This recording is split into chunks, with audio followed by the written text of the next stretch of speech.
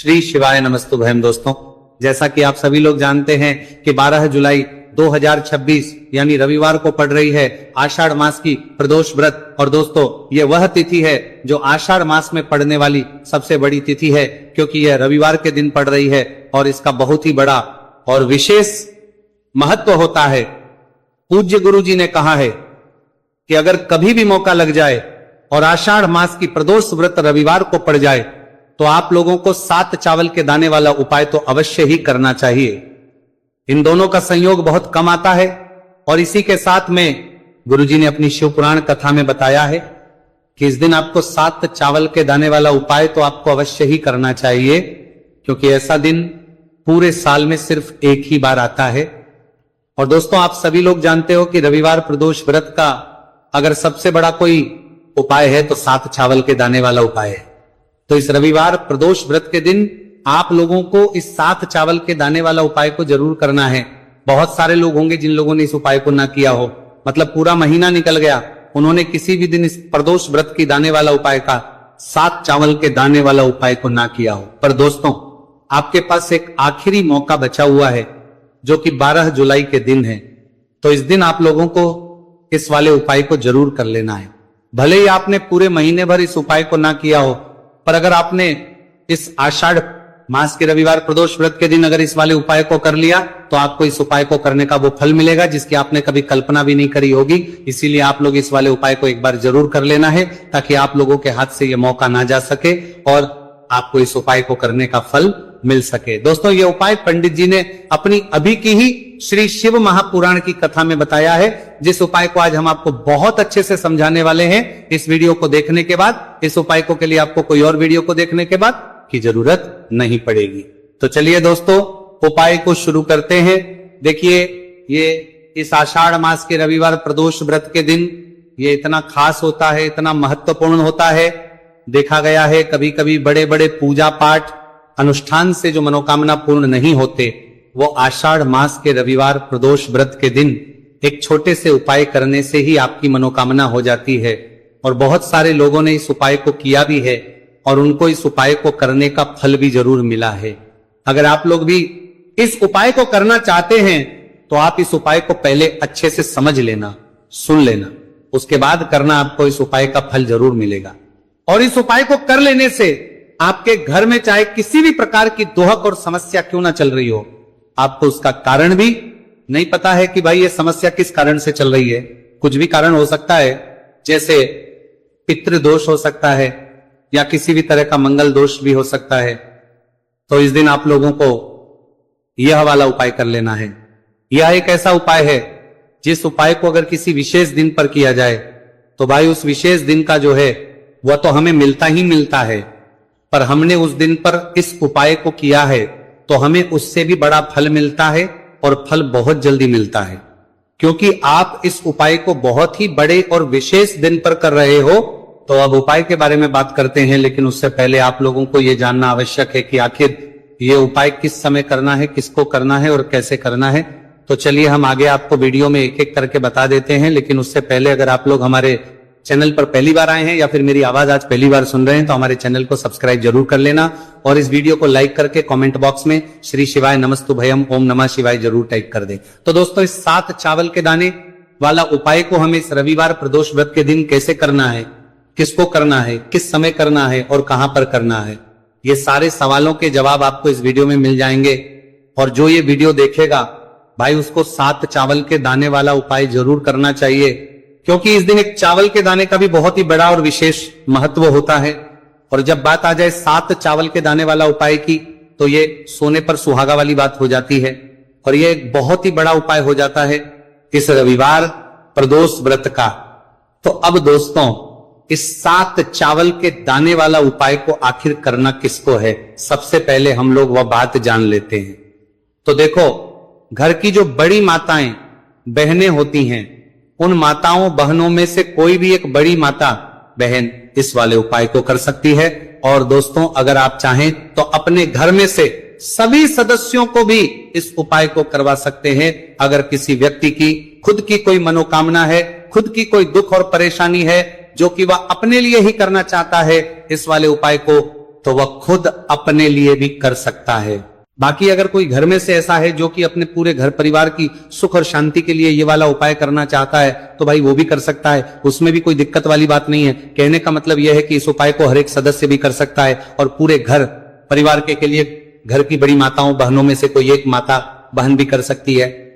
माताएं बहनें अगर घर में उपस्थित ना हो या वो ये वाला उपाय ना कर पा रही हो तो फिर घर का कोई बड़ा सदस्य भी इस 7 चावल के दाने वाला उपाय को कर सकता है, चाहे फिर वह पुरुष ही क्यों ना हो, उसमें कोई भी दिक्कत वाली बात नहीं है।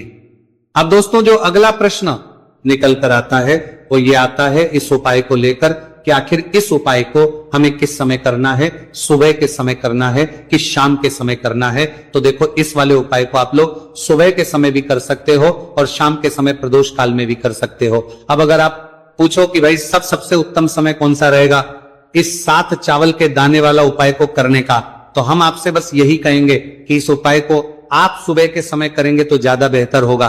बाकी अगर प्रदोष काल शाम के समय भी करेंगे तो भी अच्छा होगा, उसमें कोई भी दिक्कत बात नहीं है।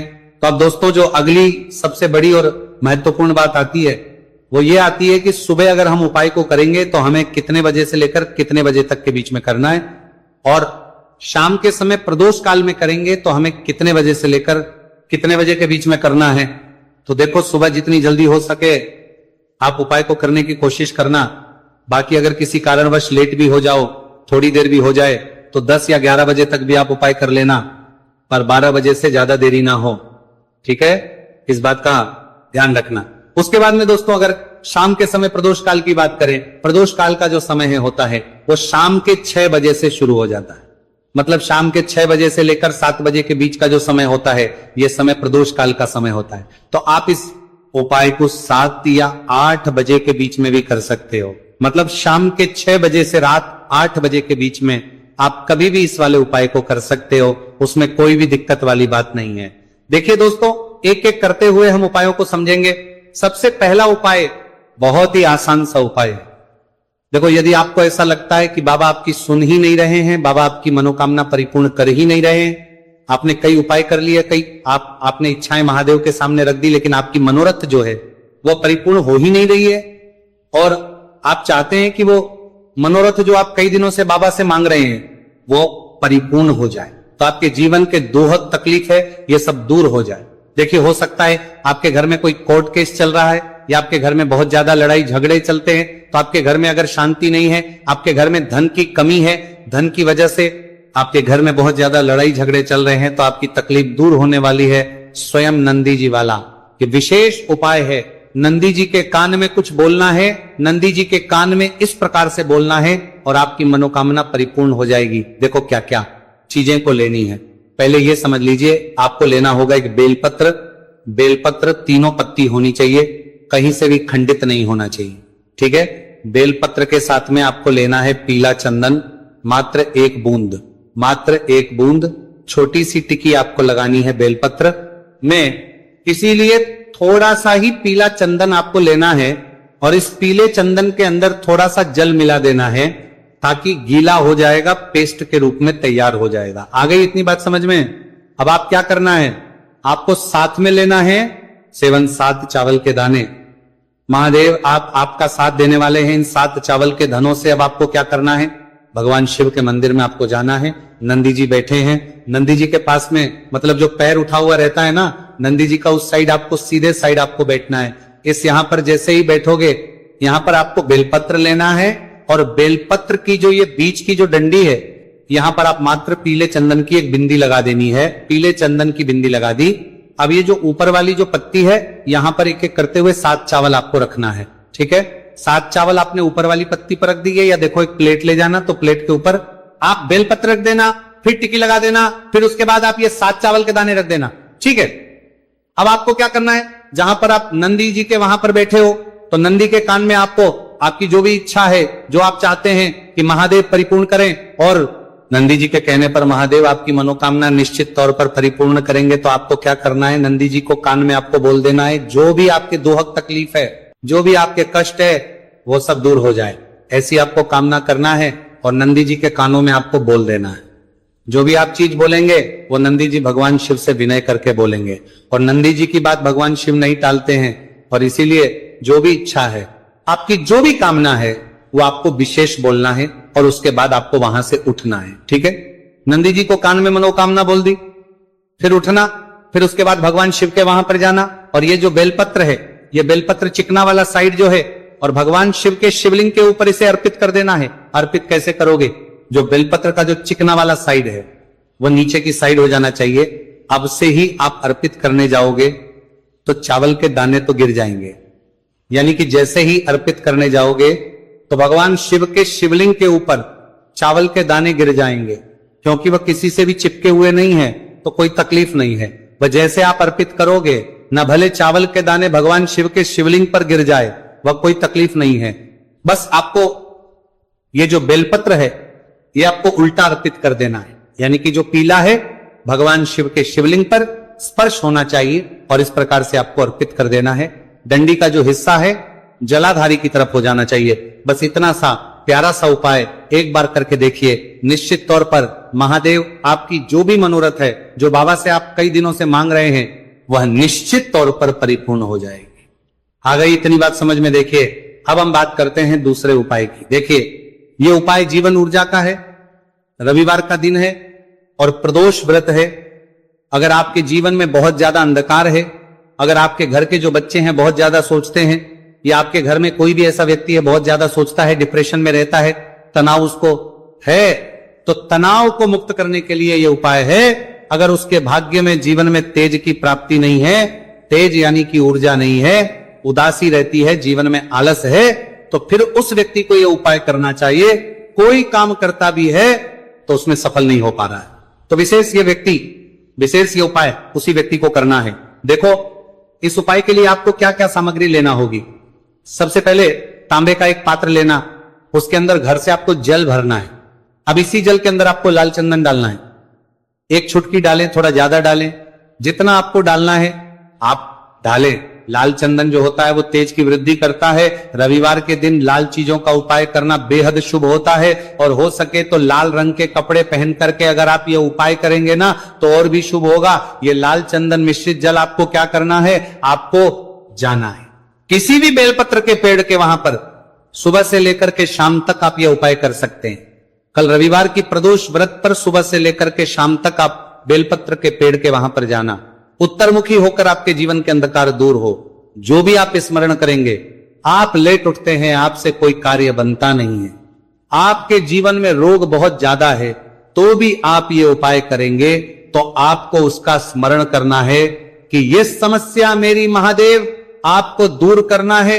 ऐसी कामना करते हुए आपको ये जो जल है श्री शिवाय नमस्तुभ्यम का स्मरण करते हुए यह पूरा जल आपको बेलपत्र के पेड़ की जड़ में आपको अर्पित कर देना है। बहुत ही आसान उपाय है और यह उपाय हर कोई कर सकता है, तो यह मौका आपको गंवाना बिल्कुल भी नहीं।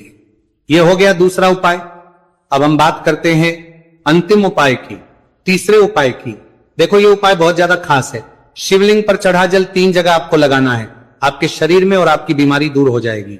देखो, अगर आपको कोई बीमारी हो गई है और बार बार आप डॉक्टर को दिखा रहे हैं, डॉक्टर ने बोला 5-10 दिन अगर आराम नहीं होगा तो आप एडमिट हो, या आपके शरीर में कोई रोग है जो कई दिनों से है और आप चाहते हैं कि वो रोग आपका दूर हो जाए, तो ये रोग आपका निश्चित तौर पर दूर होगा।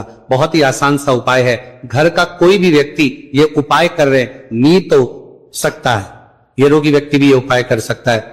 मात्र तांबे के पात्र के अंदर एक लोटा जल लेना है और आपको आज के दिन यानी कि रविवार की प्रदोष व्रत के दिन आपको जाना है भगवान शिव के मंदिर में।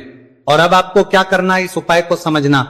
एक लोटा जल है, अब आपको भगवान शिव के शिवलिंग पर सबसे पहले गणेश जी के स्थान पर, कार्तिकेय जी के स्थान पर, मां माता अशोक सुंदरी वाले स्थान पर, पार्वती माता के हस्तकमल पर, फिर भगवान शिव के शिवलिंग पर आपको अर्पित कर देना है। जैसे ही जल जलाधारी के वहां पर आएगा ना, वह जल आपको झेल लेना है। ठीक है, जल झेल लिया आपने। अब आपको क्या करना है, महादेव से प्रार्थना करना है कि ये बीमारी दूर करने के लिए मैं मेरे घर पर लेकर के जा रहा हूं इस व्यक्ति को। ये व्यक्ति जो है ये बीमार है, इसकी जो परेशानी है ये आपको दूर करनी है। ऐसी कामना करते हुए आपको घर पर लेकर के आ जाना है। जो भी व्यक्ति बीमार है वह खुद स्वयं उस जल को छुए और उसे 3 जगह लगाना है।